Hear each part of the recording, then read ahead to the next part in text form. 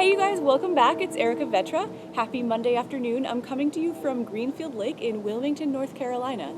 I'm here visiting my dad for a few days. It's been really nice to be able to spend some time together. And we're taking this really nice long walk around the lake right now, which I'm told contains a lot of alligators. So in the spirit of alligators and long walks, I would like to bring you lizard's pose.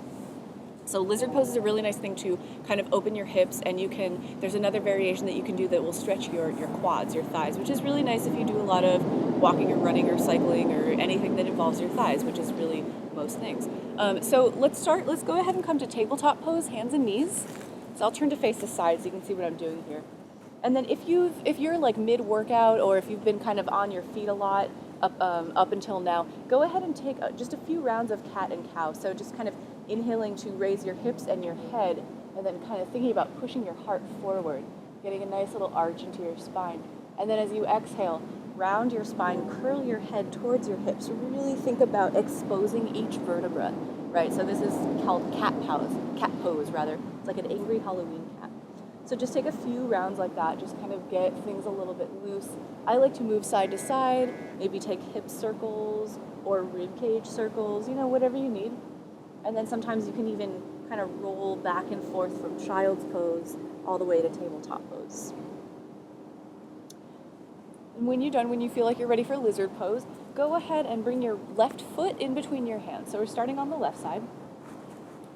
Now, for the first variation of this pose, you're going to keep your right knee down on the ground. Bring both of your hands shoulder width distance inside your left foot. So you're kind of widening your lunge a little bit, so to speak, right? Heel toe your left foot out a little further to the left, and then as you sort of pull your left hip crease back, start to bend your elbows. So you might start feeling a stretch pretty soon, depending on how tight your hips are feeling today.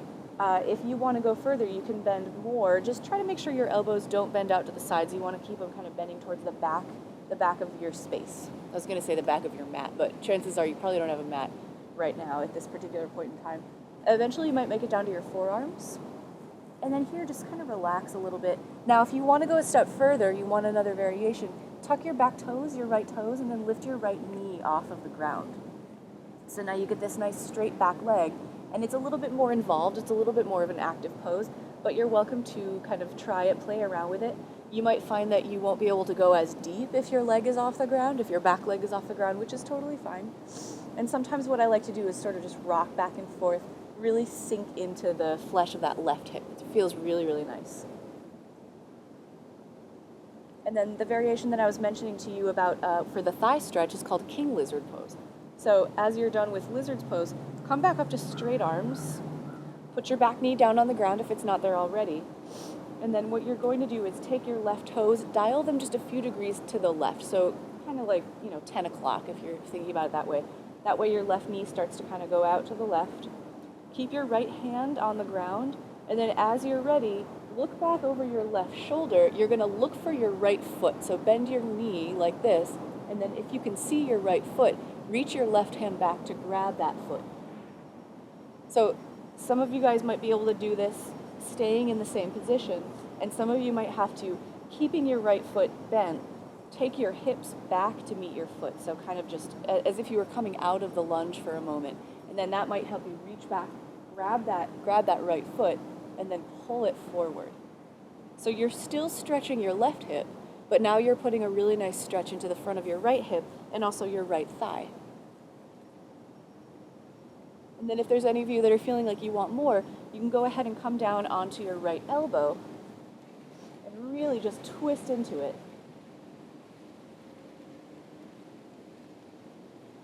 As you're ready to release, try to do it gently, so no slingshots, no rubber bands. Make your way back to tabletop pose, just to switch sides. And it's always a nice idea if you want to take a couple of rounds of cat and cow, just kind of neutralize your spine, neutralize your hips, move around a little bit from side to side as we get set up for the next side. So bring your right foot forward, in between your hands to start, and then heel toe your right foot a little further out to the right. Both hands come inside your right foot. Now start with your back knee down at first. So plant your palms on the ground. And then this might be enough. You can just stay just like this, or just kind of gently start to bend your elbows towards the back of the room or the back of wherever you are. At the same time, your heart's going to reach forward. Maybe you make it all the way down to your forearms. If that's going well, you want to try another variation. Tuck your back toes, lift your back knee off the ground, and sink as low as you can. And then at the same time, you're thinking about pressing down in the ball of your right foot. So that's really going to keep your knee up high, right? So you get that really juicy stretch right into your right hip. Think about straightening your back leg as much as possible if your back knee's off the ground. And then to try the king lizard variation, go ahead, bring your left knee back down if it's not there already. Take your right toes out to about 2 o'clock. Make sure your knees are healthy enough to do this, right? So don't ever put strain on your knees. Your right knee can kind of start to soften a little bit out, making room for your twist. Keep your left hand on the ground, and then first, start bending up your left leg. Look back first with your eyes, see if you can see your foot, and then start going for it with your right arm. Like I said, if you're almost there but you can't quite get it, come out of your lunge a little bit, take your hips, take your butt all the way back to meet your foot, and then maybe you can get the outside edge of your foot, right? Another thing that helps if you're having trouble with this part of the stretch is take a strap or some kind of, like a resistance band or anything like that, loop it around your back foot and then hold the strap to pull your foot in closer. So that'll give you the benefits of the stretch and let you kind of keep working towards it until you can grab your foot with your hand. And then, like I said, if you want a little more, you're welcome to come down onto your left elbow and then really just start to twist open. Think about opening your chest towards the ceiling. So this is also a shoulder opener. Keep sinking down in your left hip, down in your right hip. Pull your foot in towards your butt. As you're ready to release, do it slowly, gently. Make your way back to tabletop pose. And after that kind of stretch, I usually like to take a child's pose just to kind of rest for a moment, keep my spine loose. And there you go, there's lizard pose. So it's a really nice thing to do midday, mid-walk, mid-run, mid-really whatever, because it's we tend to get so tight in our hips and our low back, or at least I do, that I need to do stretches like this several times a day just to kind of keep everything moving. So feel free, it's just a couple minutes out of your day. You can do it at the beginning or the end of a workout or a yoga practice or anything. Let me know what you think if you found this helpful. Let me know if you've ever been to Wilmington, North Carolina. It's really pretty here. I'd highly recommend it.